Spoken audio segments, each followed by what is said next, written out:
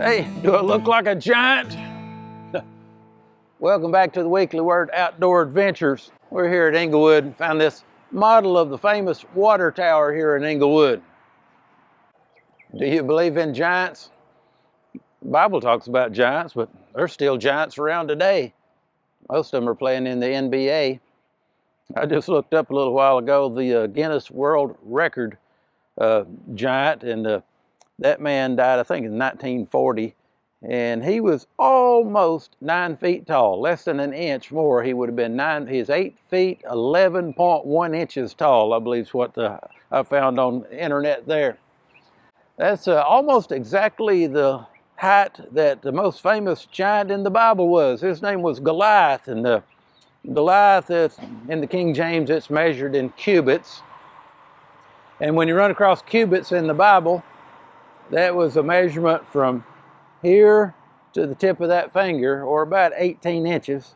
So if you use 18 inches for the cubits listed there, and then divide it by 12, you come up with right at 9 feet is what old Goliath looked like he was in the Bible.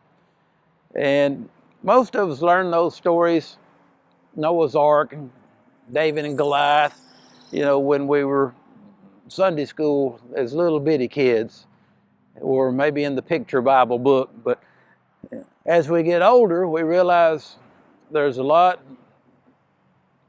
deeper level of teaching in that God means for us than just the story of David goes out there with his sling and sinks into the forehead and Goliath, and he kills him, chops his head off and takes his head back. It's an exciting story.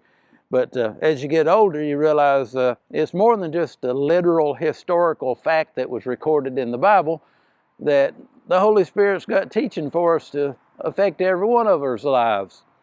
And I don't know if you've lived long enough to notice it or not, but if you live long enough, you'll find out that life is a series of meeting one giant after another one. Giants keep coming into our lives. They're enemies. They're bad and they're wicked, and it can be the giant of temptation or the giant of health problems. I know quite a few folks that are fighting cancer right now. Cancer is a terrible giant. But the teaching of it is that little David, that shepherd boy, he couldn't have beaten Goliath. He had scared all God's army off and everything else, except that David said, you're coming at me with a sword and a spear, but I'm coming at you in the name of the Lord.